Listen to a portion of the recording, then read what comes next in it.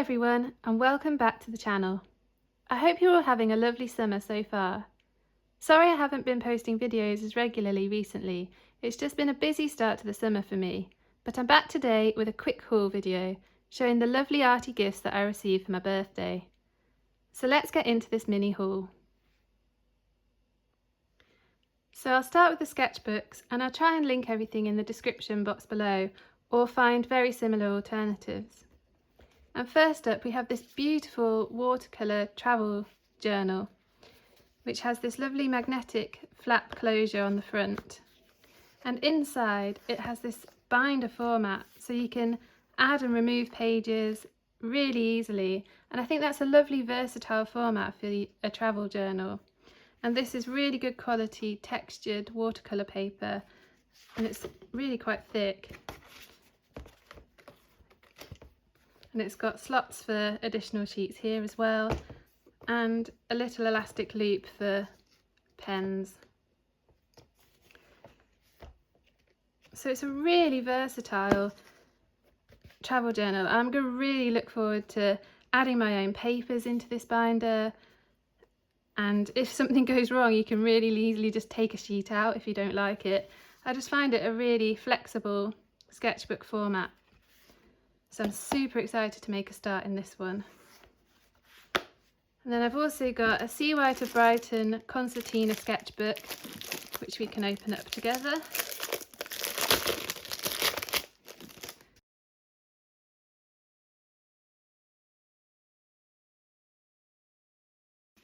And it comes in its own little box. And you've got tons and tons of pages in this concertina book. I think it's a jumbo size one, and it's from Sea White of Brighton, and it's got 70 possible working surfaces, so yeah, really good size book there. And I love concertina sketchbooks again because they're so versatile. And this is one that I've worked on before, and you can just go on and on and on with the sheets and create this continuous piece of art, and they're really good for displaying as well. And then it just folds up into this really nice and compact book. I love Sea White of Brighton. The quality of their papers are really good, and this looks like quite a smooth texture, which I do actually prefer to work on, so I'm looking forward to that. So many pages to fill in this one, and the fact that it comes with its own little storage box is also really helpful and handy to put on a shelf.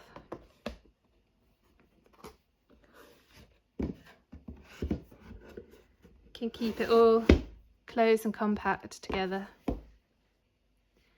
So next up I have some items that I use frequently in my art practice. Some Liquitex acrylic inks, some willow charcoal, and watercolour paper. I haven't used the Cas Art one before, but it's 300 GSM, really thick, cold pressed, acid free, and this is the A4 size. It looks really lovely texture, very thick sheets, which is perfect for me. It looks like the paper that I typically use. So I'm excited to try that out, and we can try that out with the acrylic inks. I think that would be good to see. Then willow charcoal, short sticks. I think this comes in a variety of different sizes actually, which is really useful, because at the moment I've only got quite thin pieces of charcoal. Yeah, so you get a lot of different sizes there to play around with, and then some of the very thin ones as well.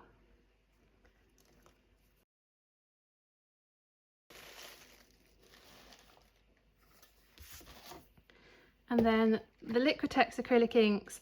I love Liquitex for their acrylic inks. They're really good quality and a high saturation of colour. And this is the muted collection, which is perfect for me. I tend to use muted colours in my abstract landscapes. And this box contains muted violet, muted turquoise, muted pink, muted grey, muted green and titanium white. So we'll crack into this box and swatch them out.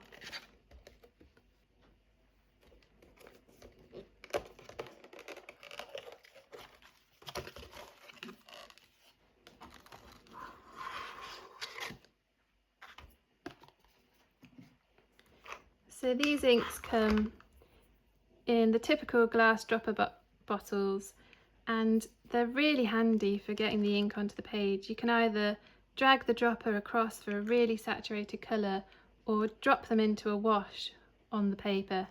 And that's actually how I sometimes start and prime my paper before using my acrylics.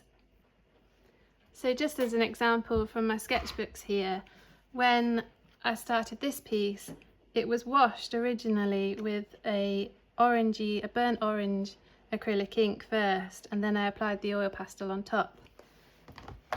And I'll often just prime my sketchbook pages with washes of acrylic ink before I start my abstract landscapes.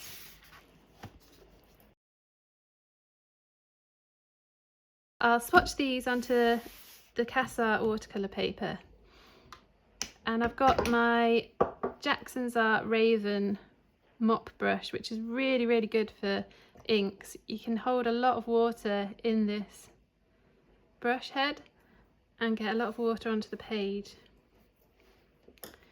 Create really lovely washes with it. So first up we've got the muted violet. Just put a drop on there.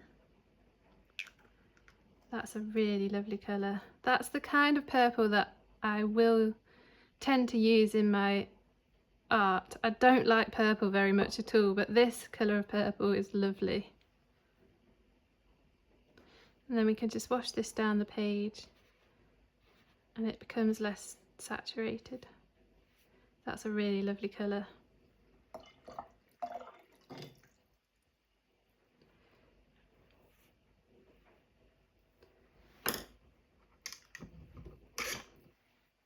And then we have the muted grey, which also looks quite purpley. Ah, but that's really lovely as well. That's beautiful.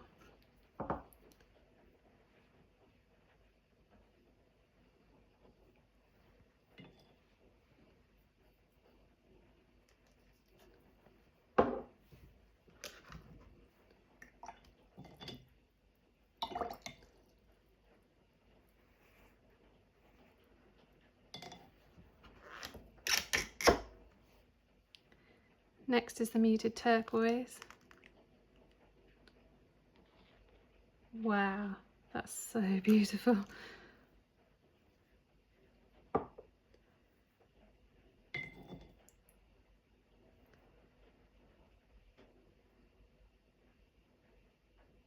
It's a really lovely colour.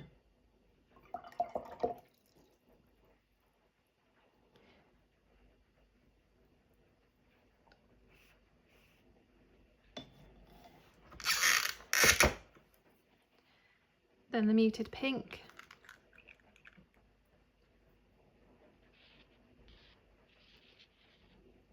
That's beautiful as well, and quite saturated.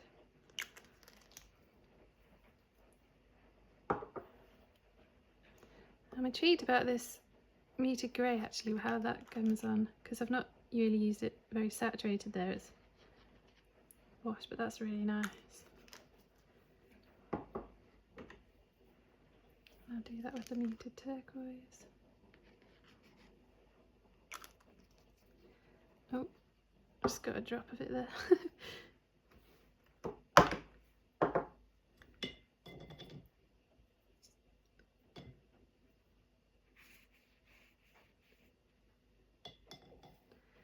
And then the muted green.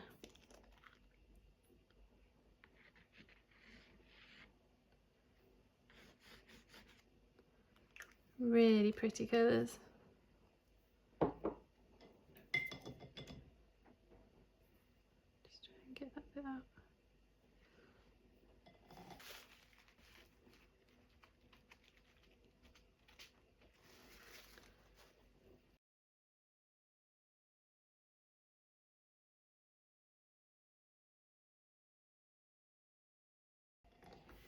And then the titanium white, I can possibly show you a swatch of that over the top of this violet, but it's really good for just lightening colours. So they're a beautiful set of colours. I can see myself using every single one of them. Muted colours are definitely my colour palette. And then let's, just for consistency, put that violet in saturated as well.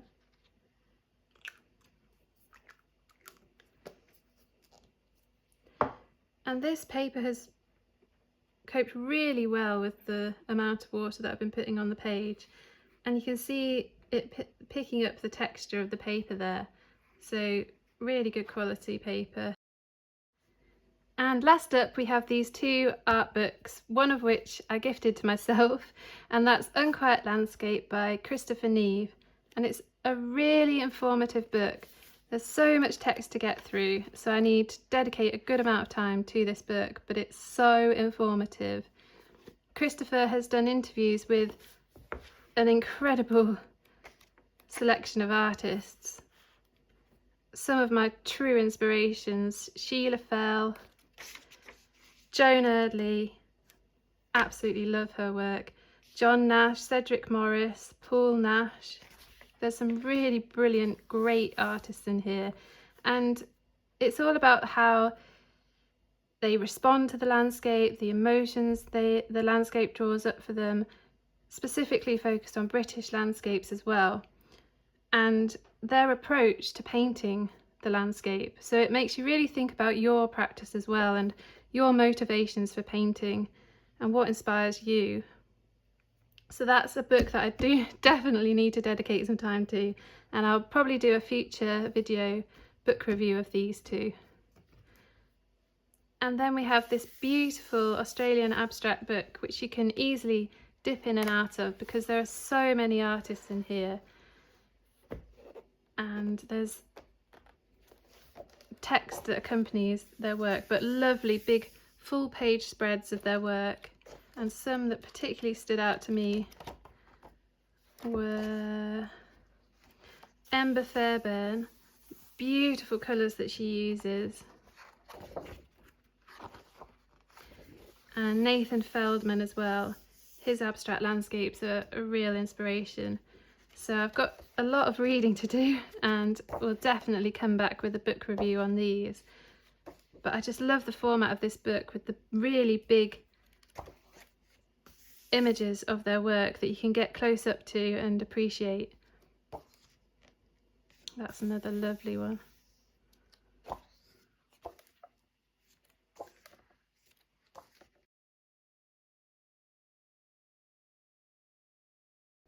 I really hope you enjoyed this video, seeing what arty bits I got for my birthday, and I'll be back again soon with an abstract landscape painting video, my usual stuff.